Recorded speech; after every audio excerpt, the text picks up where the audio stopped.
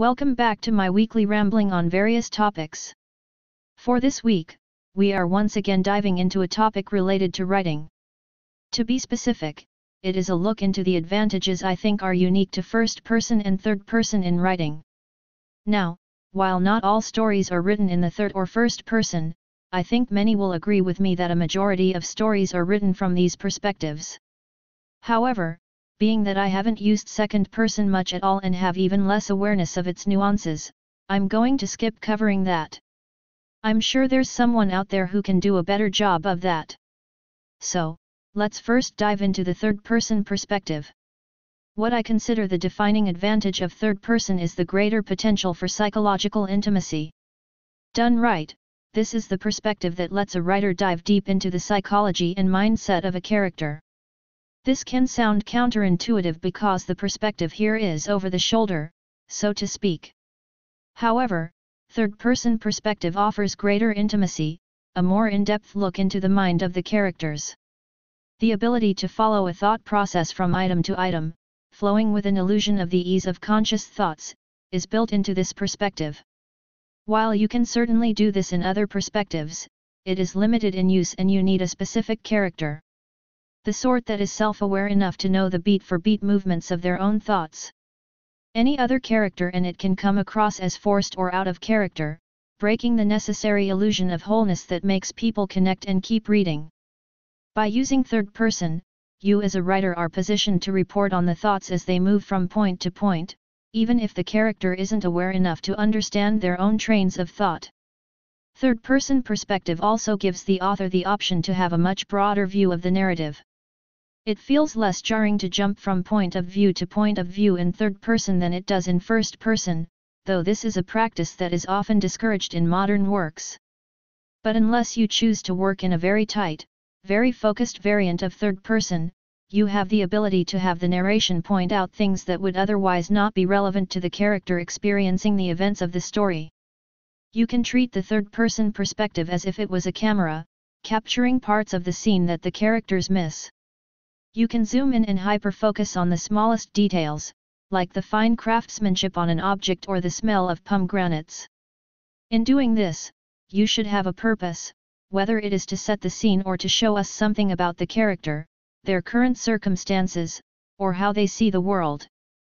But you do have that option in third person that you don't have in first person, since you aren't limited by what the character would think of, notice, or consider. The last advantage is a matter of distance. Every writer puts a little of themselves into their writing. We can't help it, I think. It's how we work and think. When I write in third person, I find that there's a bit more distance between me and the character, between how I see their actions and the story and how the character sees them. This sense of distance is also present for the reader, making the character a little less immediately sympathetic if you are careful with your word choice. This can be essential for certain types of characters or narratives, such as ones where the actions are meant to be seen as reprehensible and unsympathetic. This is much harder to do in first person because all you get are the characters' views and justifications for what they did, while third person offers the chance to let the narration and word choice show and imply how the reader is meant to feel. As mentioned, you have the ability to zoom out of the character's narrow view and present the reader with a broader, clearer, more honest picture. What about first person, you may ask? What have I learned about it over the years? Well, let's take a look. One thing that's easier to do in first person is to create an unreliable narrator. While this is certainly not impossible in other perspectives, it's easier to do in first person. All we get in a first person perspective is the narrator's view on things. We are exposed to their interpretations and their perceptions. The reader is limited to what the character sees and feels, because they're locked into that specific head. If something isn't of interest to them or they're interpreting it wrong, then the reader also gets it wrong. All of this allows you to make narrators as unreliable as you want. Now, I imagine most first-person narrators aren't unreliable or dishonest. Or at least not intentionally. But you absolutely can make a narrator in this perspective spew nothing but lies about half of the story, with only a few hints here and there that this is the case. Or you can outright paint the narration as unreliable with an outside reveal at the end, such as with the Robert Chambers short story The Repairer of Reputations. Because of certain details revealed at the end, readers are made to question essentially everything else about what was presented in the story.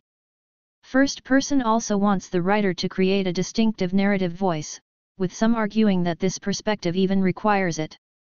No two people talk exactly alike, and characters can run the gamut from formally educated and erudite to slang Tolkien, Reed Niblin, salt of the earth country folk.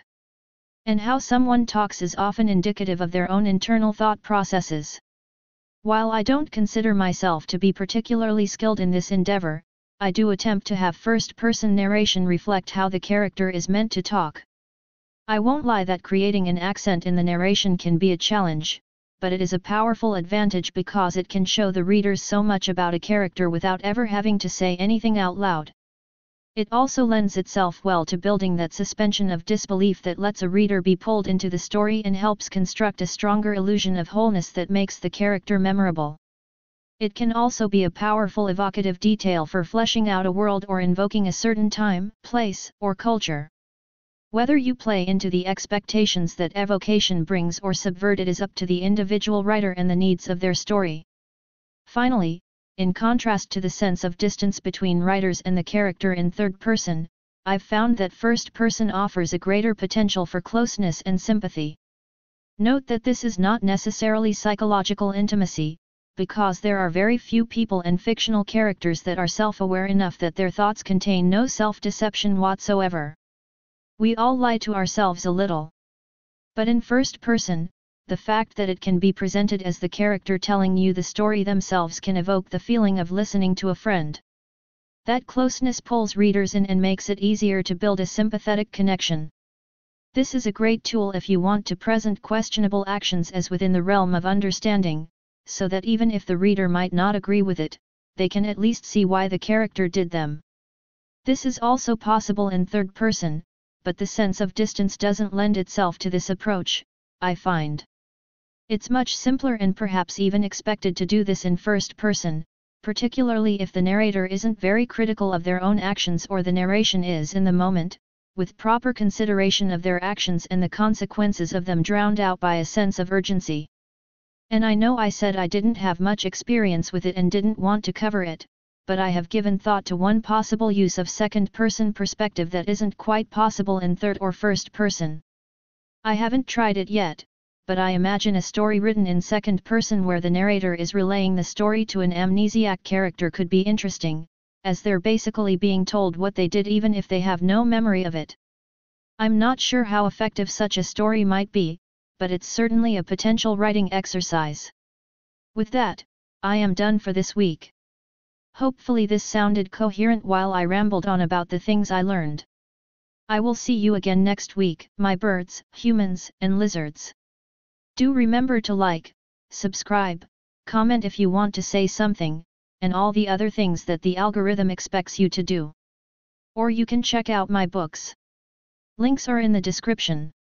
As always, mind the lizard.